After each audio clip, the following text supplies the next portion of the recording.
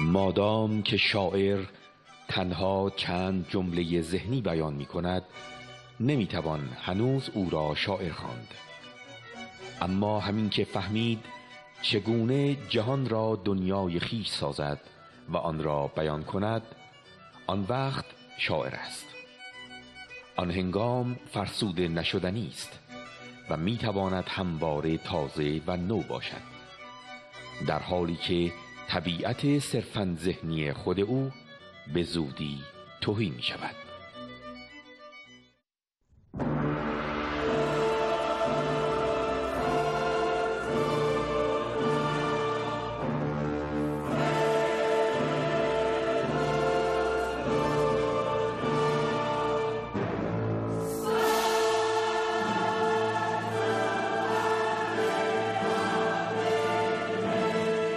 تبیین جهان قسمت 37،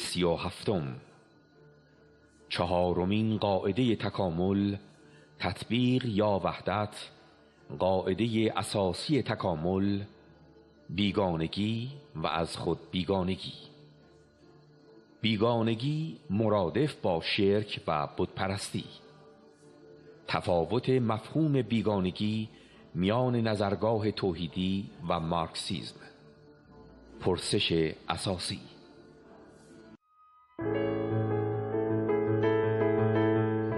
بیگانگی و از خود بیگانگی.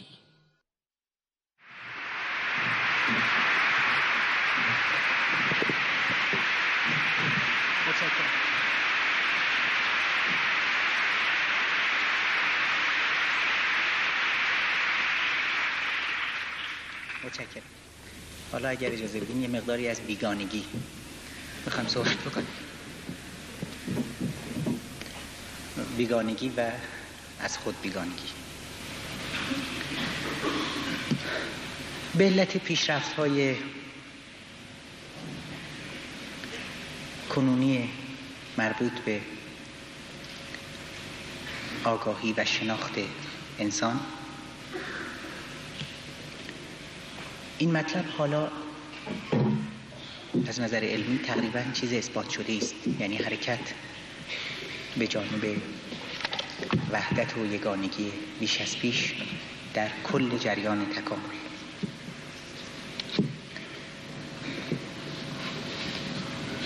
مائو جمله‌ای داره با این مضمون که تضادها وسیله نیل به وحدتند و وحدت هدف مبارزه است. این جمله به خصوص از یک پیشوای ماتریالیست بسیار تعجب انگیزه، اما در واقع امر تعجبی نداره،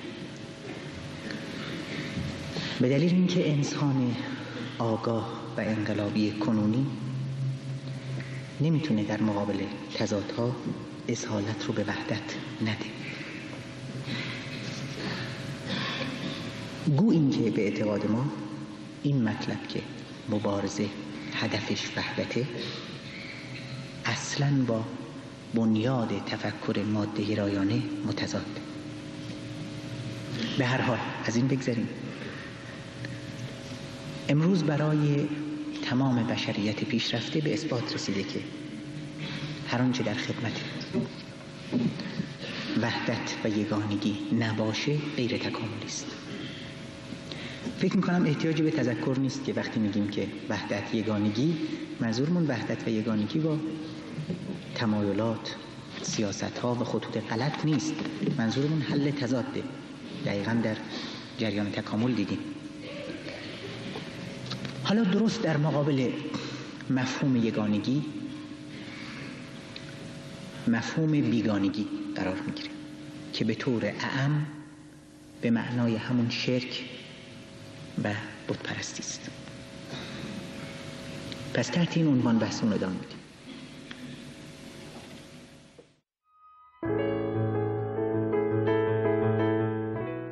بیگانگی مرادف با شرک و بتپرستی. بیگانگی مرادف با شرک و بتپرستی. اگر نخواهیم از حق بگذریم، واقعیت اینه که در تاریخ بشر نخستین بار مفهوم یگانگی و مقابلش بیگانگی رو انبیا مطرح کردند. همین مسئله توحید.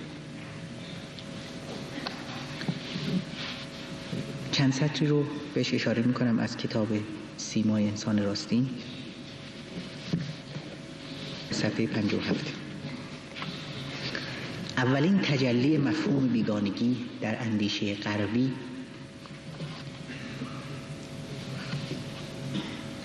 غربی را در برداشت عهد عتیق، کتاب مقدس، از بتپرستی میتوان یافت. در عرف پیامبران، نویسنده اریک فروم هست، در عرف پیامبران بتپرستی ستایش خدایان متعدد و به جای خدای واحد نیست، بلکه خم شدن و پرستیدن چیزهایی است که خود ما ساخته و آفریدیم. در این کار، یعنی در پرستیدن چیزهایی که مصنوع خودمون هست، انسان خویشتن را به یک چیز، به یک شیء تبدیل می سازد. به جای اینکه خلاقیت خود را تجربه کند، آن را به اشیاء واگذار می کند و جلوه های حیات خویش را به آنها منتسب می سازد.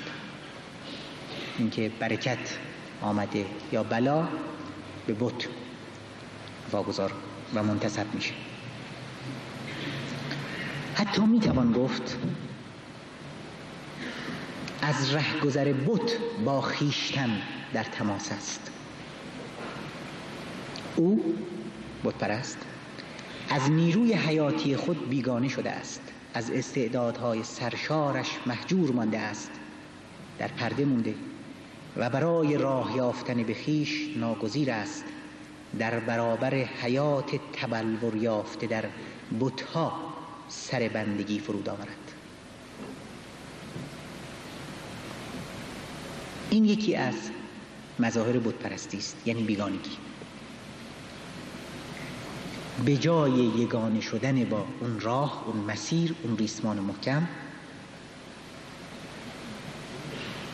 با جستجوی خلاقیت و برکت و منشأ خیر در بت، در حقیقت از تطابق و یگانگی که صحبتش رو کردیم دور میشه، جدا میشه، پس بیگانه میشه.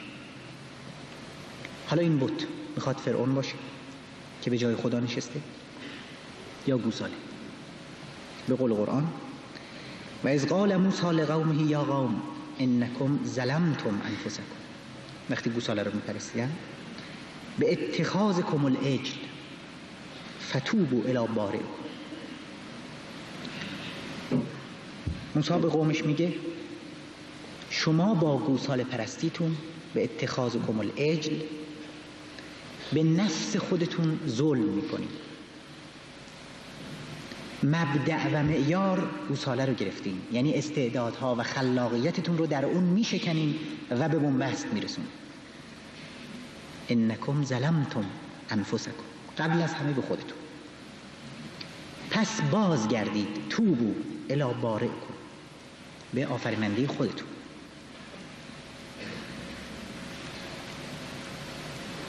باز هم وقتی میخوایم تاریخچه بیگانگی رو مطالعه کنیم بعد از انبیا و تحت تأثیر همینها در فرهنگ مشرق زمین، خیلی چیزها پیدا میکنیم.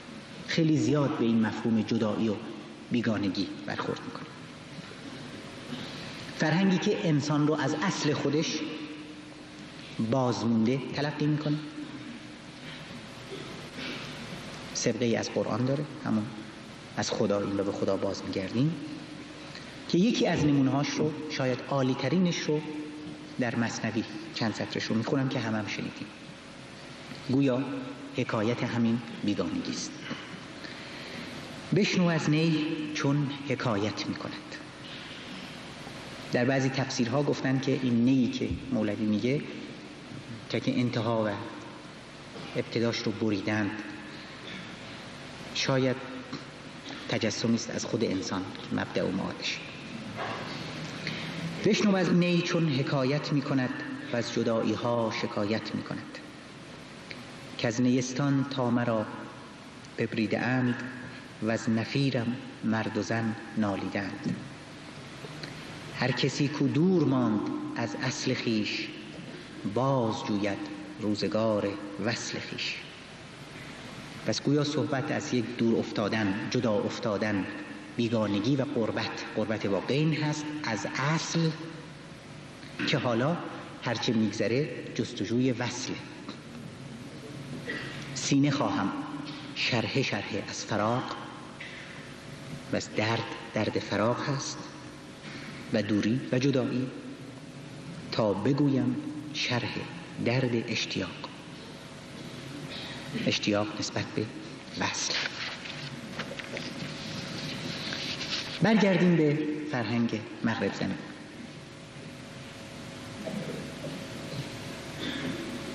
در قرون جدید نخستین بار هگل رو می‌بینیم که پیرامون بیگانگی و از خود بیگانگی صحبت می‌کنه.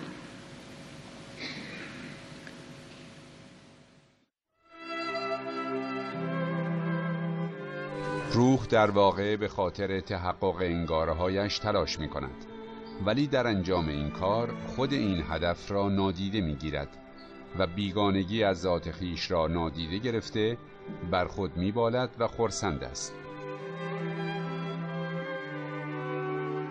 هگل بیگانگی در انسان را میپذیرد، اما بر این باور است که تاریخ انسان مسیری را میپیماید از بیگانگی به سمت یگانگی. پس از هگل، فویرباخ نظریه خود را درباره بیگانگی انسان ارائه می‌کند. فویرباخ که به سختی با دین و مذهب در تضاد است، نظریه خود را بیگانگی دینی عنوان می‌کند. به باور فویرباخ، انسان تمامی ویژگی‌های مثبت و کارایی‌هایش را از خود جدا نموده به آسمان و بر روی پدیده‌ای به نام خدا پرتاب می‌کند. پدیده‌ای مجازی. آنگاه انسان در برابر این پدیده خدا بنده می‌گردد و اینجا نقطه بیگانگی انسان و اساس جدایی‌هایش است. پس از باخ، کارل مارکس بیگانگی انسان را تعریف می‌کند. مارکس که بنیانگذار دیدگاه ماتریالیسم دیالکتیک است، بسیار ژرف‌تر و علمی‌تر به از خود بیگانگی یا الینه شدن انسان می‌پردازد. به باور مارکس، نظام سرمایه‌داری با ویژگی اجتماعی بودن انسان سازگار نیست. در این دستگاه کار جمعی است، اما بهره‌وری آن فردی است، چرا که سرمایه‌دار حاصل کار کارگر را می‌رباید. از کار برای کارگر رنجش میماند و برای سرمایه‌دار گنج آن. اریک فروم. کار برای مارکس پیوند فعال با طبیعت است، خلق یک جهان تازه است، خودآفرینی انسان است. ولی همین که مالکیت خصوصی و تقسیم کار به ظهور رسیدند، کار دیگر تجلی قوای انسان نخواهد بود. کار و فراورده های آن یک هستی جدای از اراده انسان و خود انسان میپذیرد. این گونه محصول یا فراورده کار به عنوان یک هستی بیگانه و نیرویی مستقل از تولید کننده در برابر انسان تبدیل می شود. کارل مارکس: آن چیزی که خود از قبل کار آفریده می شود، یعنی شیء، به منزله ذاتی بیگانه و قدرتی مستقل از تولید کننده آن سر بر می آورد. فرایند کار، کاری است که خود را عینیت بخشیده و به شیء تبدیل شده باشد. این فرایند کار عینیت یافته است.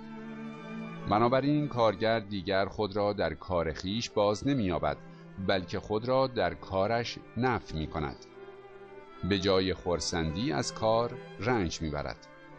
انرژی های روحی و جسمی خود را نمییابد، بلکه جسم خود را فرتود و روح خود را خراب می کند. از این رو کارگر فقط خارج از کار با خود احساس یگانگی می کند و هنگام کار با خود بیگانه است. از این رو در روند تولید رابطه کارگر با کارش به منزله یک بیگانه نامتعلق به او، زجرآور، مسخ کننده و آفرینشی عقیم کننده جلوه‌گر می شود.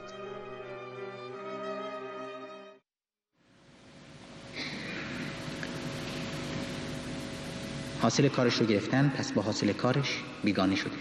طبقات، استثمار، برخورد اجتماعی.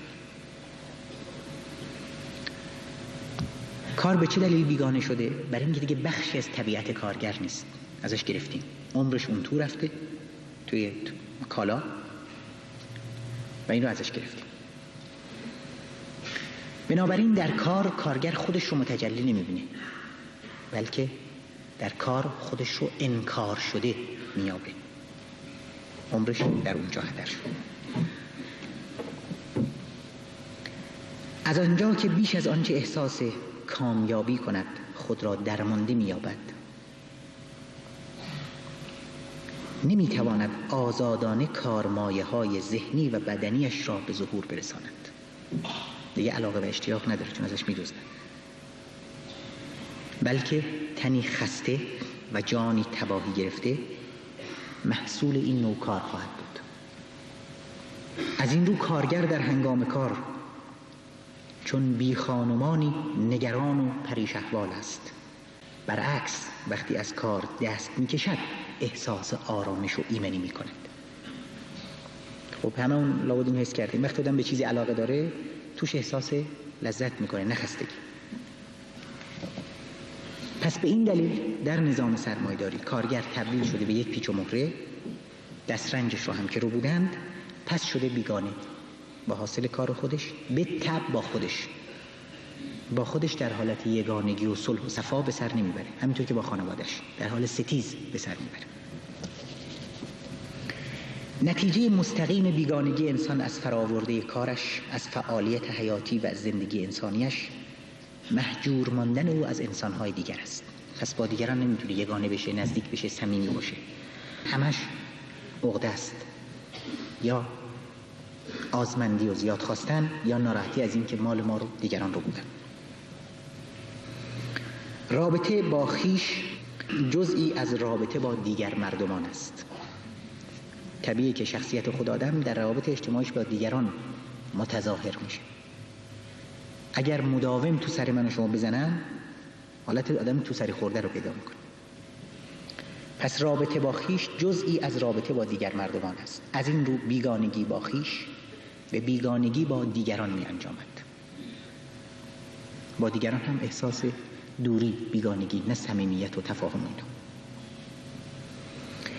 رابطه انسان با خیش و با کارش و با فراورده آن همان گونه است که رابطه او با دیگر انسانها، با کار آنان و فراورده کارشان.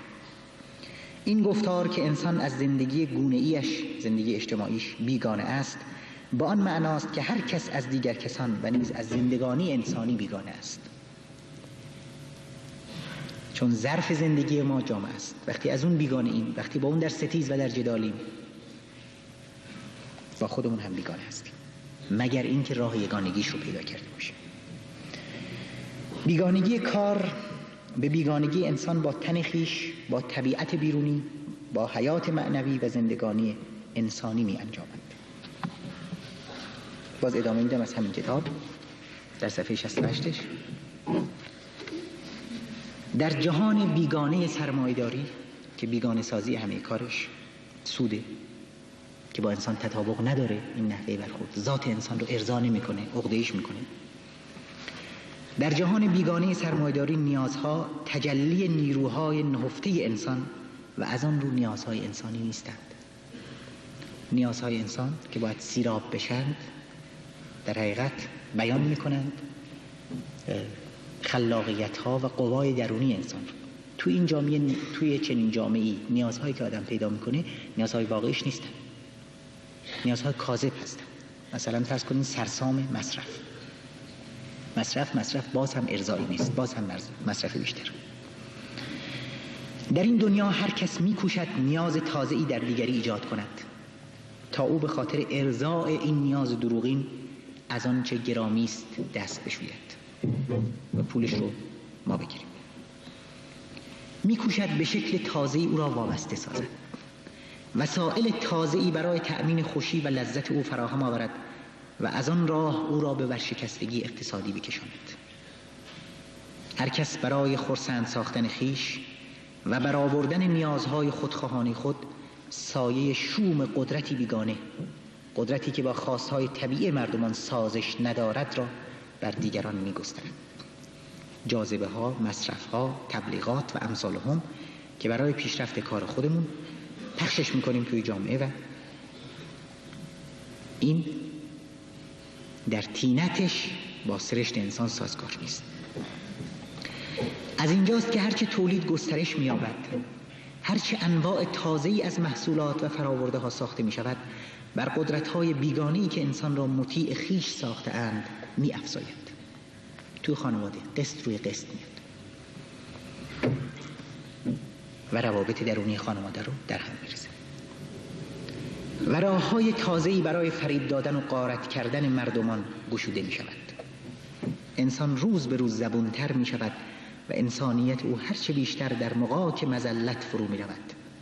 هر روز بیش از روز پیش به پول احساس نیاز می‌کند تا سیمای خصمانه زندگی را بزداید. اجاره خونه و آب و مسکن و تمام این و بر این زندگی که چهره خصمانه گرفته است تسلط یابد. ولی چه سود؟ هرچه بر کمیت تولید افزون می شود قدرت پول کاستی می گیرد. قانون سرمایه داری. هرچه قدرت پول افزونتر نیاز انسان بیشتر. بنابراین نیاز به پول نیاز حاکم در اقتصاد نوین و تنها نیاز زائیده این اقتصاد است. تعیین کننده پول، حتی احتراماتی که نثار شما میشه. هرچه روز میگذرد مقدار پول تنها خصوصیت بارز و برانگیزنده آن میشود. پول به هر چیز یک خصلت انتزاعی میدهد، از راه متمرکز ساختن توجه روی قیمت چنده، منفعت چقدر صرف میکنه. ولی خود نیز از این تعمیم در انتزاع ساختن بر کنار نمیماند. پول نیز یک مقوله کمی میگردد، به مقدار عددیش توجه میشه. زیادت طلبی و در ارضای هوس‌ها از جاده اعتدال فراتر رفتن نمودار حاکمیت پول است. پول قدرت مسلط بر جامعه است و عشق به پول و آزمندی در طلب آن با همان چهره انتزاعی حاکی از این حاکمیت و سلطه است. میشه آزمایش کرد. حتی در مقدسترین روابطی از قبیل رابطه مادر و فرزند احترامات بیشتر نصیب اون فرزندی میشه و صمیمیت‌ها که قدرت مالی بیشتری داره.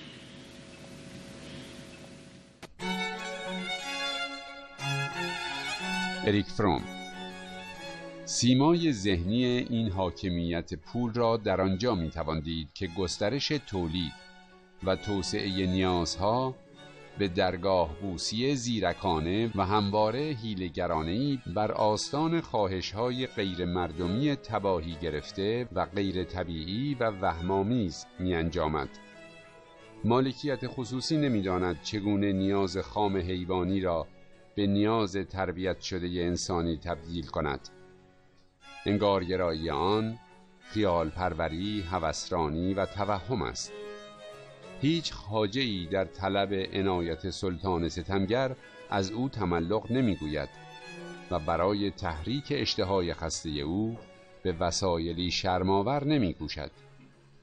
بیش از آنچه خواجه صنعت یعنی سرمایه‌دار می‌گوید و می‌کوشد تا چند سکه نقره به دست آورد یا طلا را از کیسه همسایه محبوب عزیزش برباید. هر کس با هر فرآورده‌ای که عرضه می‌کند دامی گسترده است تا از آن راه شیره جان دیگری یعنی پول او را به چنگ آورد. هر نیاز واقعی یا بالقوه همچون پرنده‌ای که در طلب طعمه به سوی دام می‌رود تو را به دام می‌کشاند و از اینجاست که زندگی اجتماعی انسان دستخوش بهره کشی و غارت می شود.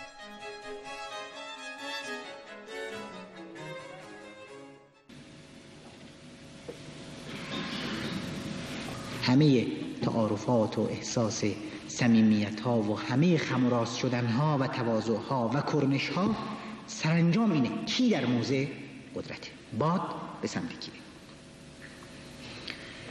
هر کس با هر فرآورده‌ای که عرضه می کند دامی گسترده است. محصولات به خاطر این نیستند که نیازی رو ارضا بکنید. خیلی از محصولات سرمایه‌داری دیدین اصلا کلک‌های توش میزنن برای که زودتر پاره بشه، از بین بره، یه دام بیشتر. خیلی از این صنایع مونتاژی که تقدیم ما کردن هنوز قسطش تموم نشده، خودش هم خراب خواهد شد. این دام نیست؟ بله. خب فکر کنم احتیاجی به توضیح نداشته باشه که چطور روابط سرمایه‌داری در هم میریزه یگانگی و تطابق انسانی رو به جاده انحراف میکشونش.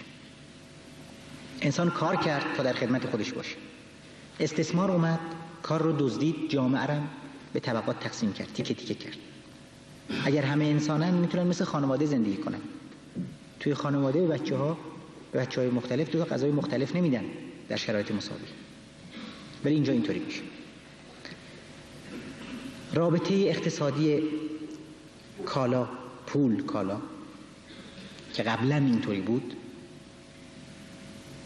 کالا در دو طرف قضیه بود، پول رابطه بین دو تا بود، در این نظام تبدیل میشه پول کالا پول.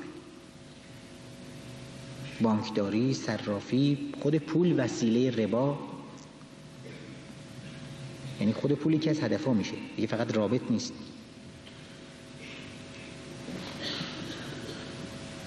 و به این ترتیب انسان خودش هم به کالا و به شیء تبدیل میشه با عواطفش، حتی از مقام انسانیت به مقام شیء، چیز، کالا تنزل پیدا کرد.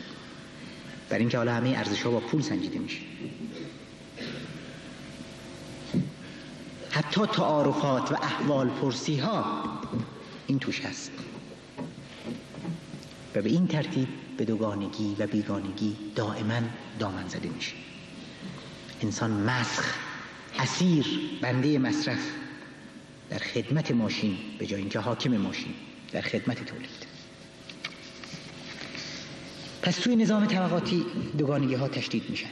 انواع اقسام خصلت ها و خصوصیات مختلف هم بسته به این شرایط مختلف زندگی ایجاد میشن. خودکمبینی ها، خودخواهی ها، حقارت ها، حسد، کینه، امثال منفعت جویی. چون ما خصلت ها چی هست؟ خصلت ها از کجا؟ خصلت ها یک نوع تطابق مشروط، انعکاسات مشروط رو که صحبت میکردیم، یک نوع تطابق روانشناسانه ما هستن، یک مکانیزم تدافعی هستن برای برخوردمون با افراد مختلف که بعد ملکه شدن. خودخواهی یک واکنشی است که فرد برای دفاع روانشناسانی خودش، حصار کشیدن روانشناسانی خودش از بچگی که بزرگ شده روش دیکته شده و بعد ملکه شده، مشروط شده. پس تا این نظام در هم ریخته نشه نهایتاً، تا نظام انسان کالایی پابرجاست، با چنین مسائل روبرو خواهیم بود. اگرچه باز هم اگر بر این نظام خروج کنیم، ازش در بیاییم، ازش هجرت بکنیم، در مقابلش موضع بگیریم، با کار مستمر، با کار انقلابی انتقادی، میتونیم به از خود بیگانگی های خودمون خاتمه بدیم به مقداری و دوباره تو خط بیفتیم، معیارهامون رو عوض بکنیم، اونطوری نبینیم که تا دیروز میدیدیم، در خیلی از این دوگانگی ها فائق بشه.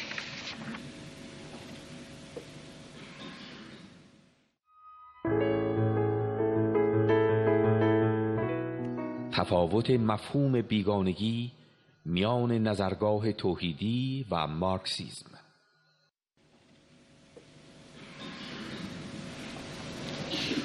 پس به این ترتیب ما با مفهوم بیگانگی تا حدودی آشنا شدیم. توی شناخت‌های کنونی بشر، همونجایی که از مارکس هم صحبت رو کردیم، در 3 سطح تا به حال بررسی شده. بیگانگی انسان با حاصل کارش، با خودش و با جامعه، که یکی از این ستا رو، بیگانگی انسان با حاصل کار رو، چیزی جز همون بیگانگی اجتماعی نیست. بنابراین میتونیم بگیم که در 3 سطح طبیعت، جامعه شناسانه و روان شناسانه مربوط به خودش بررسی شده. ولی ما گفتیم که بنیانگذار این مبحث انبیا بودن. خب ببینیم چه تفاوتی بین مفاهیم یگانگی و بیگانگی در نظرگاه ادیان توحیدی هست با مارکس و مارکسیسم.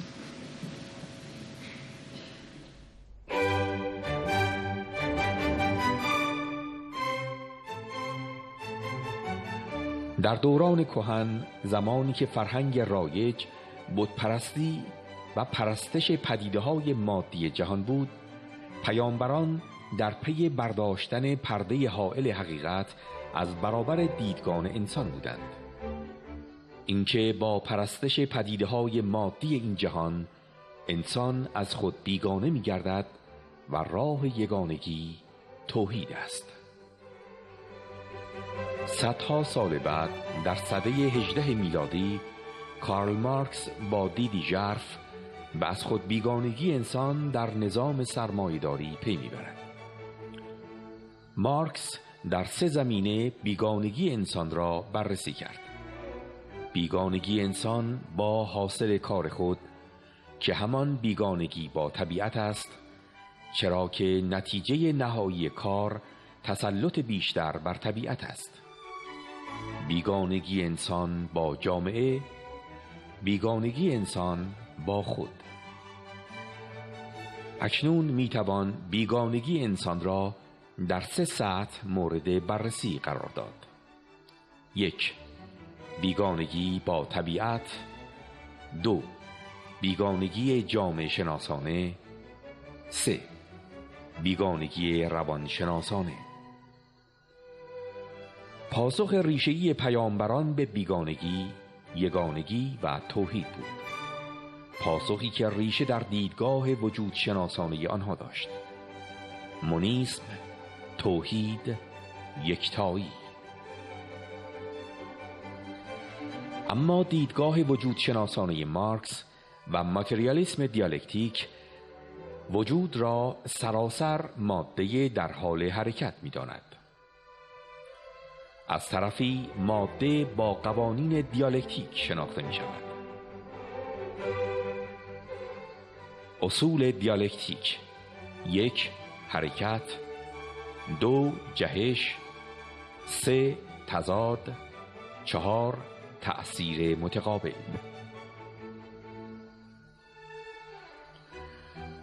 در میان 4 اصل دیالکتیک تضاد نقش پایه‌ای را دارد. از این رو و با توجه به اینکه دیالکتیک شناسنامه ماده است و تضاد در سرشت ماده نهفته است، وقتی مارکس و ماتریالیسم دیالکتیک وجود را برابر با ماده می دانند، پس تضاد را در سرشت هستی، وجود و جهان همیشگی می دانند. اینجاست که روشن می شود هرچند مارکس به صورت ژرف بیگانگی انسان را بیان کرد، اما پاسخ آنها به بیگانگی با پاسخ پیامبران و انبیاء توحیدی تفاوتی ریشه‌ای دارد.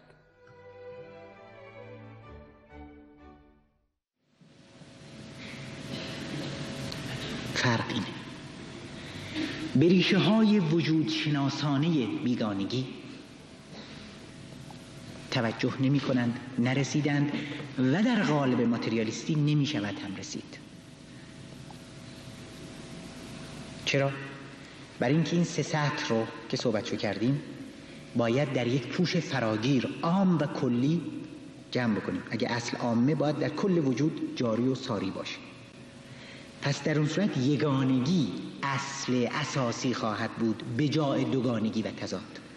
و این هم تا وقتی ماتریالیست هستیم وجود مساوی ماده بهش اعتقاد داریم، دوگانگی جز ذاتشه. اساسی ترین قانون دیالکتیک هم تضاد. و اینجاست که تفاوت انبیا روشن میشه، تفاوت قرآن روشن میشه. یعنی یک پوش فراگیر وجود شناسانه که همه سطوح دیگری رو که ازش صحبت کردیم در بطنش داره. به عبارت دیگه غیر از این بیگانگی هایی که برشمردیم، انبیا صحبت از بیگانگی با کل هستی و کل وجود هم میکنند. این مفهوم همون توحید فلسفی است، یگانگی فلسفی است.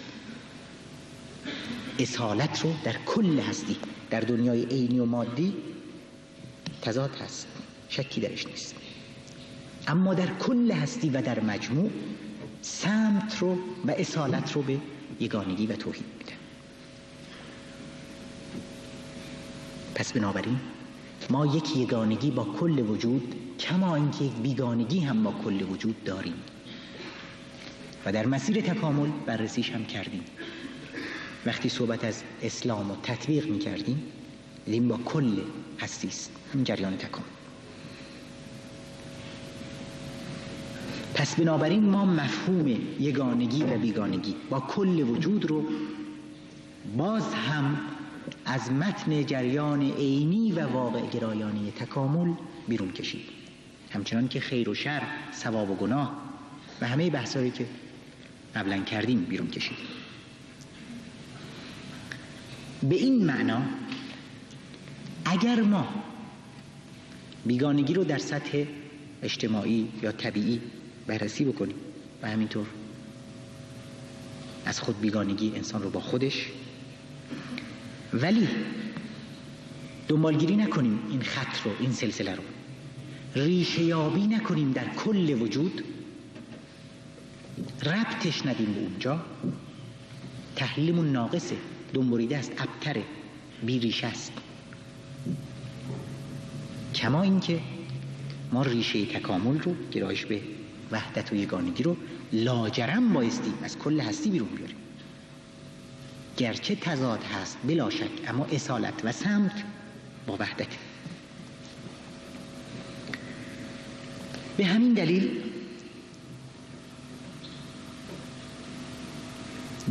دلیل که ریشه یابی میکنیم بیگانگی و یگانگی رو در کل خود وجود، نتایجی هم ازش به دست میاریم. از جمله مهمترینش اینجا در بحث ما، برای ما به این نتیجه میرسیم که توحید اجتماعی دست آخر و به طور نهایی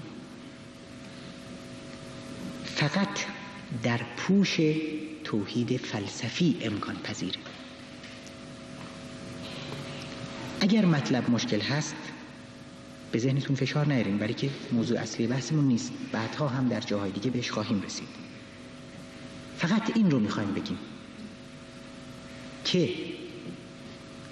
همچنان که نمیشد با دیدگاه مکانیستی به مسئله حیات پاسخ داد، حصول به جامعه بی طبقه به معنای دقیق کلمه هم از نظر ما با نظرگاه ماتریالیستی، یعنی اصالت رو در وجود به تضاد دادن، امکان ناپذیره. تحت اون چتر، تحت اون پوش فلسفی میشه بهش رسید که البته میتونیم بحثش رو بگذاریم برای بعد. فقط این رو روش نتیجه بگیریم که یگانگی و توحیدی که انبیا مطرح میکنن به اون چه تا به حال بشر کنونی خودش بهش رسیده، تفاوتش در ریشه وجود شناسانش و این هم تفاوت مهم است. یعنی ما میخوایم بگیم اگر میخوایم حرفهامون عمیق و ریشه دار باشه، معیارهامون، بحثامون، واژه‌هامون، فرمول‌هایی رو که میدیم در خود جهان ریشه داشته باشه، در جهان خارج از ذهن ما و نه محصول ذهنیت ما، لاجرم میبایستی از خود جهان بجوشه، ذهن ما فقط منعکسش بکنه، بیانش بکنیم ما. یعنی یگانگی انسان با خودش و یگانگی با جامعه و یگانگی با طبیعت که در مورد هر کدوم باز مقداری توضیح خواهم داد، بایستی همه ریشه داشته باشند در یگانگی انسان با هستی، از اونجا منشعب بشند، از اونجا تراوش بشند و از اونجا بجوشند. بنابراین انبیا مفهوم یگانگی رو از ذات جهان، از سرشت هستی بیرون میکشند و بعد تعمیم میدن به همه این شعباتی که گفتیم.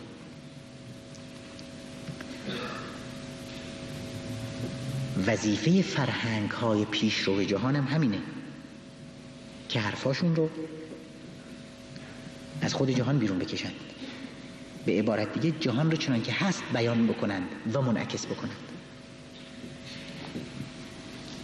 به قول گوته میاد توضیح بده که شاعر کیه. بذارین این جمله‌شو بخونم. مادام که وی یعنی شاعر تنها چند جمله ذهنی بیان می کند، یه حرفایی رو می بافه، نمیتوان هنوز شاعرش خواند.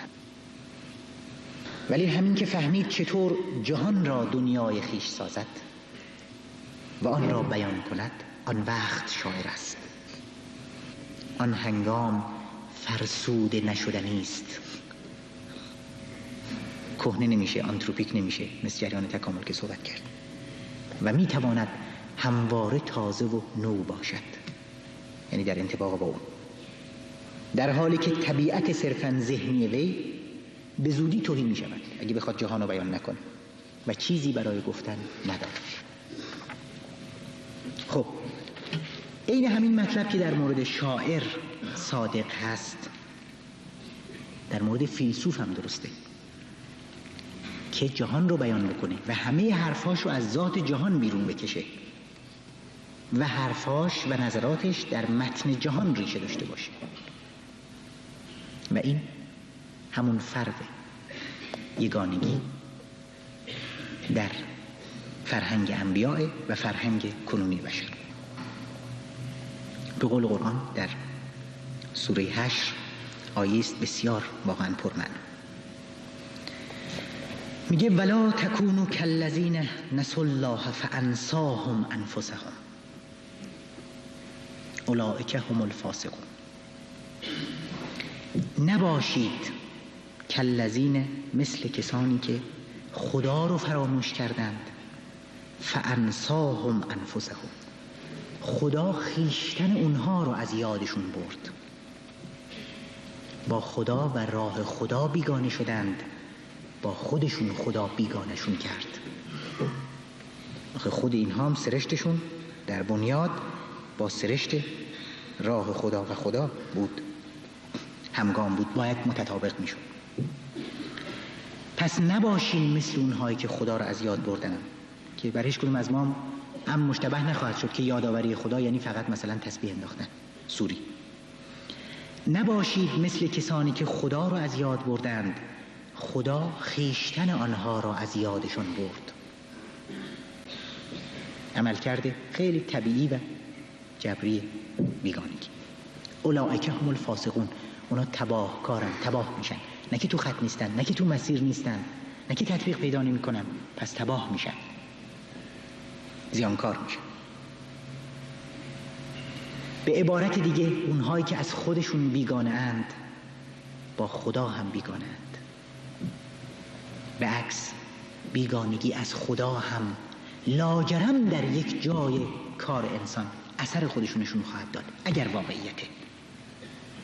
فعلا ما نمیخوایم قضاوتی بکنیم، ولی حکم عام رو میخوایم بگیم. اگر خدا واقعیته، اگر هست، لاجرم فقدانش در محاسبات ما یک جایی خودشونشون رو خواهد داد، اگر نه امروز فردا.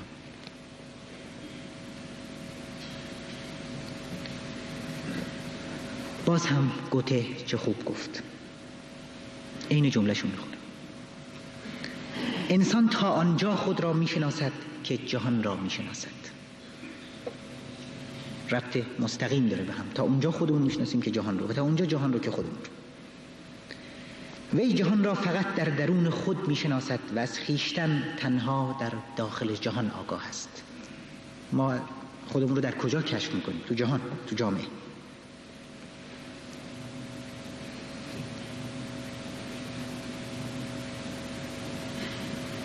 هر عین تازه‌ای، هر واقعیت تازه‌ای که به راستی شناخته شود، عضو تازه‌ای در درون میزاید. کما اینکه ما یه چیزی رو کشف میکنیم، بعد یک اسم میگذاریم روش، جزء واژه هامون، جزء فرهنگمون وارد میشه دیگه، به گنجینه تفکرمون اضافه میشه. بنابراین میخوام نتیجه بگیرم. اگر در جهان حقیقتی هست، اگر هنوز قضاوت قطعی ما نکرد، دوری از اون حقیقت و عدم اعتراف بهش یک جایی ما رو در شناخت خودمون و برخورد با خودمون، در شناخت جامعهمون و برخورد با جامعهمون دچار اشکال خواهد کرد. پس واقعا شگفت از قرآن. اونا رو فراموش کردن و اونا رو خودشون از یادشون برد. البته میدونی که مسلماً معنای سوری این چیزها رو ما نداریم. چند آیه بعد از همین آیه ببینیم در مورد قرآن چی میگه. لو انزلنا هذا القرآن على جبل لرأيته خاشعا متصدعا من خشية الله و تلك الامثال نضربها للناس لعلهم يتفکرون. اگر این قرآن رو نازل می‌کردیم بر کوهی، هر آینه اون کوه از هم می‌پاشید و خشوع می‌کرد در مقابل پروای خدا، و این مثال‌ها رو برای مردم می‌زنیم بلکه به تفکر بیاند. پس اگر کسی چنین خشیه‌ای پیدا نکرده فی الواقع در مقابل قرآن، از کوه صلب‌تر بوده.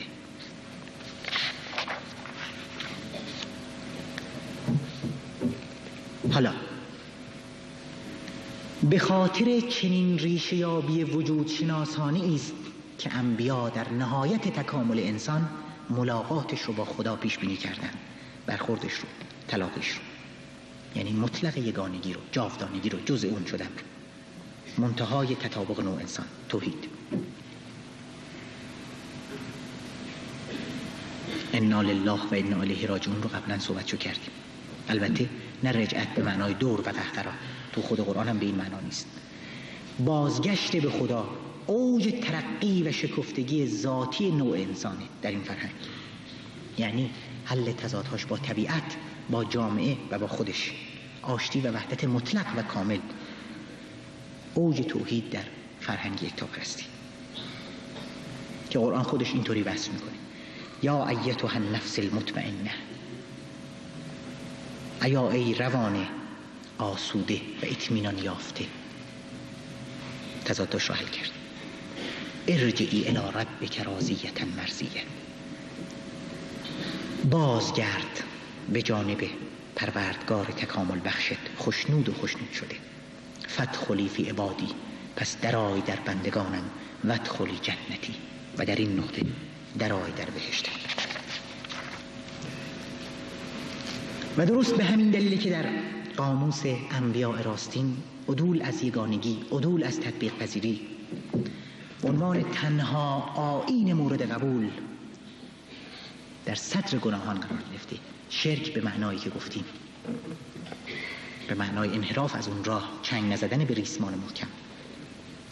آیه رو قبلا هم خوندم. به اصطلاح سرمنشأ گناه‌های دیگه، از راه و از خط منحرف شدن که هرچی بریم جلوتر از مسیر، از هدف دورتر میشه. ان الله لا یغفر ان یشرک به و یغفر ما دون ذلک لمن یشاء و من یشرک بالله فقد افتری اسما عظیما. آیه 48 سوره نساء. مطلق شرک که خدا هر چیز رو می‌آمرزه جز این برای کسی که بخواد. مفهوم عینی شرک رو قبلا مطالعه کردیم. اصلا از مسیر خارج شدن که جز نفرین و لعنت نصیب اون نخواهد شد. بنابراین بت پرستی به معنای مهار کردن و شکوندن و به بنبست رسوندن خلاقیت‌های انسان در پای یک ارزش کاذب، خواه فرعون، خواه گاو و خواه هر دیکتاتور دیگر، از اون جهت در عرف پیامبران مذموم و نکوهیده که مظهر جدایی است و بیگانگی و انشعاب از یگانه پرستی و عبودیت و رفتن در مسیر تکامل و تسلیم شدن به کشش‌های تنگ نظرانه ضد تکاملی. اگر مفهوم رو عینیش بکنیم خیلی چیزها روشن میشه. نه که بیش از یک راه برای رسیدن به قله وجود بیشتر باقی نیست، همون راه و جهت برگشت ناپذیر و یگانه که صحبتش رو کردیم. پس عدول از اون یعنی انحراف، یعنی صعود. پس بیگانگی و بت پرستی و نثار کردن خود به ارزش‌های غیر خدایی و غیر خلقی چیزی جز تباهی حاصل نخواهد داشت. بذارین 2 آیه از قرآن بخونم. محاجه موسی با قومش در مورد بت پرستی. آیه 134 ببند. و جاوزنا به بنی اسرائیل البحر، وقتی بنی اسرائیل رو از دریا عبور دادیم و گذروندیم، فأتوا علی قوم یعکفون علی اصنام لهم، برخورد کردن به یک قومی که در مقابل بت‌هاشون سر می‌ساییدند. قالوا یا موسی اجعل لنا الها کما لهم آلهه. بعد از تازه این همه غذایا به موسی گفتن یک گاوی هم پیدا کن ما بپرستیم. قال انکم قوم تجهلون، گفت خیلی جاهلی، خیلی ناآگاهی. ان هؤلاء متبر ما هم فیه و باطل ما کانوا یعملون. اون چه که اونها توش هستند به راستی که در تباهی است و باطل بی جهت اون چه که عمل میکنن، اون کاری که دارن میکنن.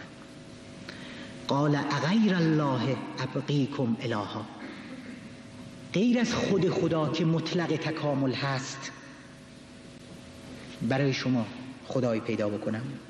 و هو فضلکم علی العالمین، و او بود که تفضل داد، برتری داد به شما بر جهانیان با همین آیین، با ترویج توحید در میانتون. و اذ انجیناکم من آل فرعون یسومونکم سوء العذاب یقتلون ابناءکم و یستحیون نساءکم و فی ذالکم بلاء من ربکم عظیم.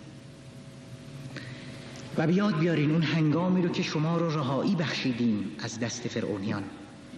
مگر نبود که شما رو عذاب میکردن؟ چه عذابهای بدی، پسراتون رو میکشتند و بهره برداری میکردن از زنانتون، و در این آزمایش و ابتلا چیز بسیار عظیمی است از جانب پروردگارتون. بلا فاصله میبینیم ربط میده اون بت پرستی رو در مقابل این جنبش آزادی بخشی که قبلا نتایجش رو دیدند که اگر میخواستند با اون دیدگاه باشند لاجرم نمیتونستند. اگر میخواستند قوا و استعداداتشون رو به پای گوساله‌ای بریزند، خب فرعون هم در کار بود. با شکستن این بنبست ها، با ارتقاء مقام معنوی انسان بود که از این پیچ در اومدیم. باز دوباره میخوایم بریم توی همین.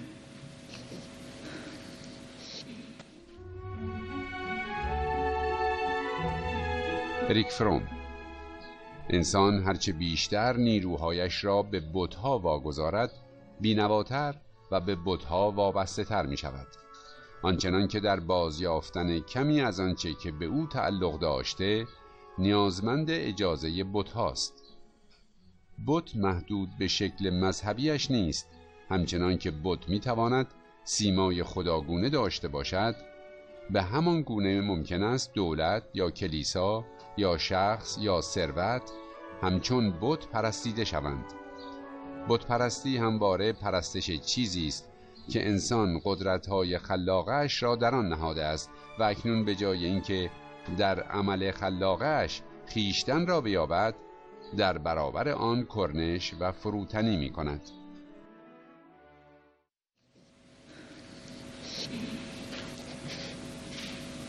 حالا میرسیم به این که انبیا در هر دوره‌ای که بودند رسالتشون چی بود؟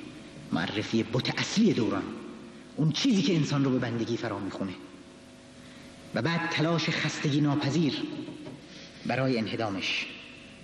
از راه نفی بت هست، از راه نفی طاغوت هست که همیشه یکتاپرستی اثبات شده و نه در کنج محفل ها. برخورد موسی با فرعون، برخورد ابراهیم با نمرود، برخوردهای خود پیامبر اسلام. پس نخستین شرط یگانگی و خروج از بیگانگی و به تبع اون حل مسائل فردی و اجتماعی در افتادن با بت اصلی دورانه، مانع اصلی، و سمت دادن همه تلاش ها بر علیه اونی که مانع خلاقیت هاست، مانع آزاد شدن نیرو هاست، راه کمال رو سد کرده. و حالا بر ماست اگر به تکامل معتقدیم بسیج بکنیم نیروها و قوا و خلاقیت ها و استعداداتمون رو بر علیه اون، و به این ترتیب حاصل خواهد شد گام هایی هرچه بلندتر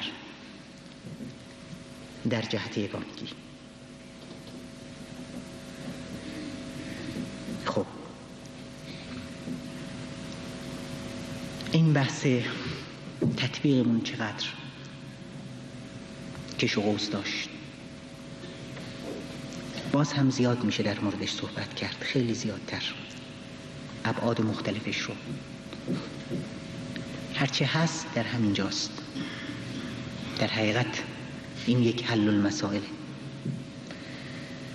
ولی ما فرصتمون کمه، ولی باز هم حسب المعمول یک سوال داریم.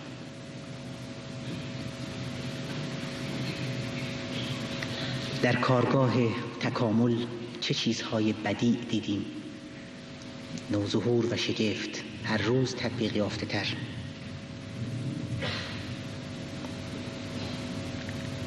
هر روز مسلط تر.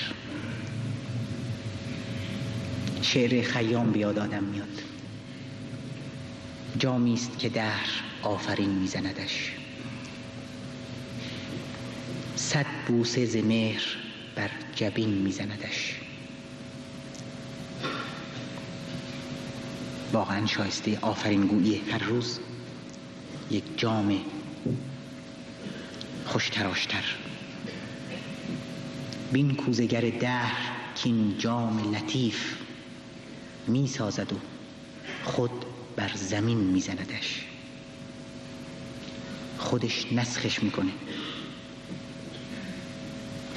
و یکی دیگه، با این تفاوت که شعر خیام میسازد و خود بر زمین میزندش فلسفه یأس رو تبلیغ میکنه، ولی ما دیدیم فلسفه تکامل فلسفه امید بود. جامی که زمین میخوره، جام لطیف پیچیده، اینطور نیست که بشکنه، بهتر از اون میاد جاش، چرا که فلسفه تکامل اصلا فلسفه امید.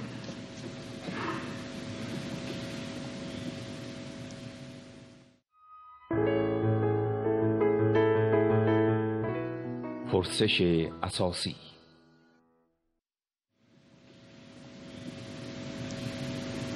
خب اینجا این سوال باز به ذهن خطور میکنه: آیا این یگانگی و تطبیق پذیری مداوم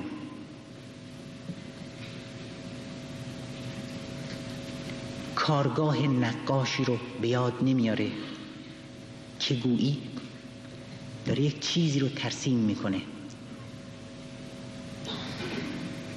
وقتی تموم شد نگاش میکنه،